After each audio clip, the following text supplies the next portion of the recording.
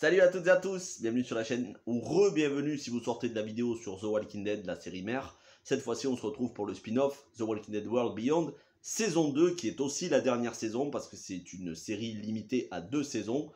Donc, premier épisode, ce que j'en ai pensé, 100% spoilers. Honnêtement, je suis pas un détracteur de World Beyond, j'ai plutôt apprécié la saison 1, c'était assez frais, ça renouvelait pas le genre, mais ça apportait des infos inédites dans l'univers de The Walking Dead. La fin de saison 1 m'avait beaucoup déçu, parce qu'au final c'était un petit peu un pétard mouillé, on n'apprenait pas énormément de choses. La bande-annonce de cette saison 2, qui encore une fois en montre beaucoup trop, mais la bande-annonce m'avait vraiment hypé. Malheureusement, ce premier épisode, c'est plus qu'en demi-teinte. Pour moi, ça penche plutôt vers le négatif. On n'a pas énormément de choses qui sont vraiment palpitantes.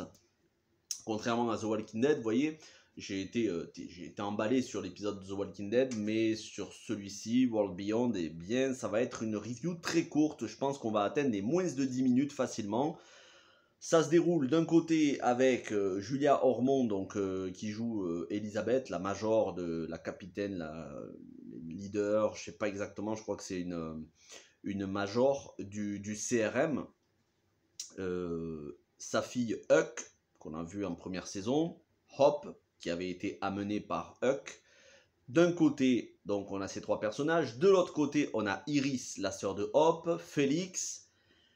Et de notre côté, mais qu'on n'a pas vu, il reste encore Silas, l'autre, je ne sais plus comment il s'appelle, ainsi que le troisième, en gros, les trois garçons, mais Silas, il avait été pris par le CRM, et on va en avoir plus, on va avoir plus d'informations d'ailleurs, on apprend qu'il a été interrogé, et la Civic République, ils n'ont pas vraiment l'intention de le garder en vie, voilà. Pour l'instant, il n'est pas encore arrivé malheur. Et puis, il y en a deux autres, celui qui est orphelin, qui avait perdu sa mère, qui avait été tué par Hop lorsqu'elle était petite, et le garçon qu'ils ont récupéré durant la saison 1, que Huck avait tué son oncle. Donc, ces deux-là, ils sont dans la nature, mais on n'apprendra rien sur eux durant la première saison. On va commencer avec une séquence qui est peut-être le seul gros point positif de l'épisode, c'est un jour avant le début de la saison 1, donc 6 semaines avant maintenant, un jour avant la première saison, ce qui est arrivé à la Campus Colony, donc c'est-à-dire la colonie d'où viennent Iris, Hop, Félix, Huck et tous les autres, et surtout ce qui est arrivé à Omaha, une autre énorme communauté de 100 000 personnes. On va voir que c'est la major Elisabeth qui a ordonné de mettre des bombes tout autour de la muraille qui entoure la colonie de Omaha et de lâcher une horde sur eux. Et elle va faire croire, elle va raconter à... comment ça s'appelle ? Hop, elle va lui raconter que c'est tout simplement les hordes qui sont de plus en plus grandes, qui se réunissent, qui s'agglomèrent, qui ont envahi Omaha et qu'ils ne pouvaient rien faire contre et qu'eux sont arrivés trop tard. Nous, on sait que c'est intentionnel, on le voit, on voit la manière dont ils font, ils larguent, enfin, ils mettent les bombes, ils font péter la muraille et ils amènent avec des hélicoptères, ils amènent la horde à envahir tout Omaha. On ne sait pas encore pourquoi. Et à ce dialogue, qui est peut-être le dialogue le plus intéressant de l'épisode, entre Julia Ormond, je préfère dire Julia Ormond parce que c'est moins compliqué, mais vous avez compris, c'est la leader du CRM. Donc entre Julia Ormond et Hop, qui lui explique, voilà, on agit, on fait des mauvaises choses pour l'intérêt commun, pour que d'autres n'aient pas à le faire, pour prévoir, pour préparer, pour construire un avenir où on puisse peut-être retrouver la civilisation d'avant. Et pour ça, on est obligé de faire des choses que d'autres personnes ne voudraient pas faire. Elle va prendre une décision que je trouve totalement incohérente, c'est-à-dire de laisser partir Hop alors qu'ils ont tout fait pour l'amener auprès de son père. Elle va laisser partir Hop en lui disant, voilà, tu as le choix, alors que pendant toute la saison 1, on a vu qu'elle lui laissait pas le choix. Elle va lui dire, tu as le choix, soit tu peux nous rejoindre au CRM, soit tu peux repartir, trouver tes amis, ta famille, ta sœur, etc. Mais si tu nous rejoins, on veut pas d'un électron libre, on veut pas ton petit côté rebelle, imprévisible, on n'en veut pas. Et du coup, on va avoir Hop qui va repartir toute seule de son côté, mais qui va finir par tomber dans les escaliers contre un rôdeur. Elle va se faire une commotion cérébrale, ça va lui provoquer des hallucinations, et elle va avoir l'impression de galérer contre des rôdeurs, contre des gens désespérés. Et finalement, elle va accepter de rejoindre le CRM pour revoir son père et pour se tenir à carreau et pour travailler avec eux. C'est une espèce de développement totalement artificiel qui n'a pas lieu d'être, qui nous fait perdre un temps, parce que l'épisode est long, l'épisode est très long, il dure quoi, 3/4 d'heure, mais j'ai eu l'impression que ça durait 1 heure, même plus. C'est très long, on a au moins une demi-heure qui sont pas intéressantes, de développement artificiel qui ne sert à rien. Si on avait enlevé ça, on aurait pu apprendre beaucoup plus de choses sur le CRM, on aurait pu nous montrer Omaha, la destruction, on aurait pu nous montrer les 100 000 personnes qui habitaient à l'intérieur. Alors oui, ça demande des moyens financiers, mais bon, avec les effets spéciaux, on aurait pu avoir du fond vert. On aurait pu avoir des choses beaucoup plus militaires, beaucoup plus palpitantes. On se contente d'avoir un développement artificiel pour laisser un choix qui n'en est pas un à un personnage. Moi j'aime bien, hein, Hop et Iris, je les aime bien les deux. C'est pas des personnages extrêmement attachants. En tout cas, dans cet épisode, il n'y a rien d'attachant. Et de notre côté, on a Iris et Félix qui sont arrivés dans une espèce de village d'artistes agricoles, on ne sait pas exactement.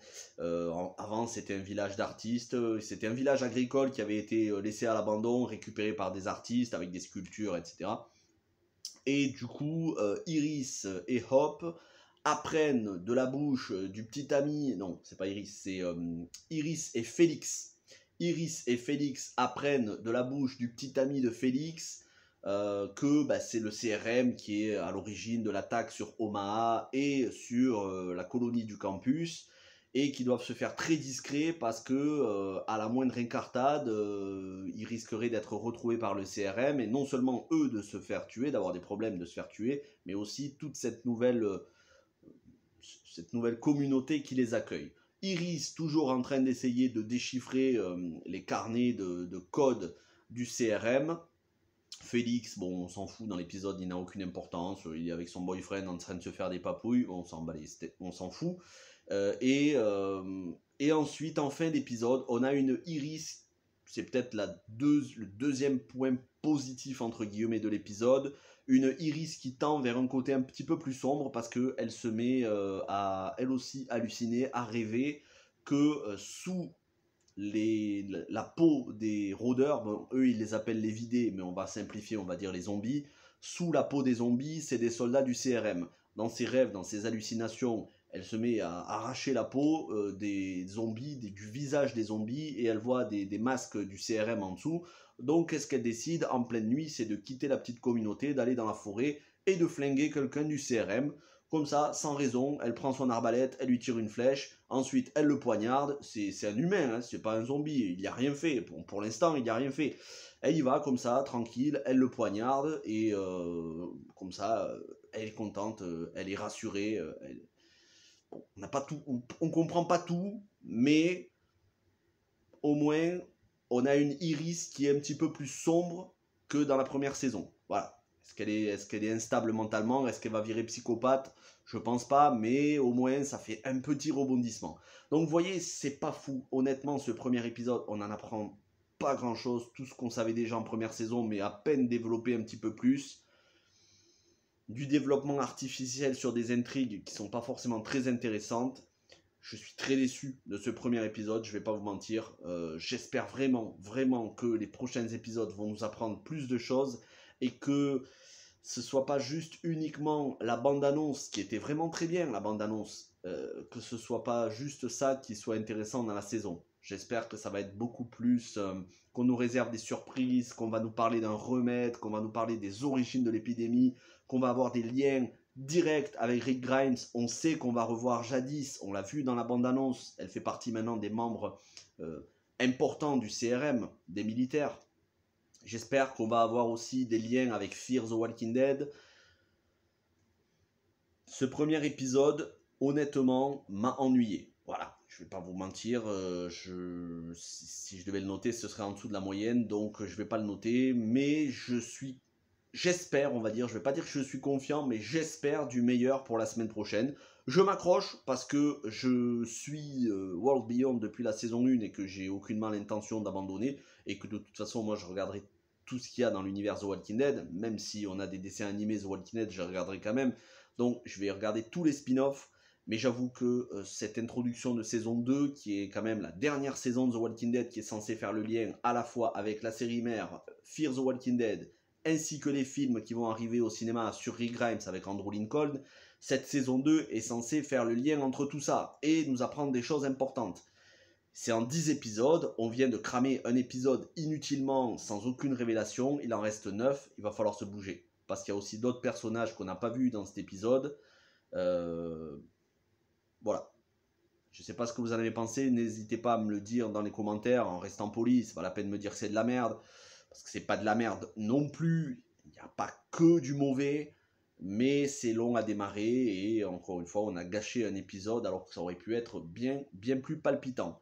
On est très loin quand même du niveau de The Walking Dead, la série mère, qui pour le coup dans cette saison 11, comme je vous le disais tout à l'heure dans la vidéo si vous avez vu, on est sur un niveau très élevé en qualité.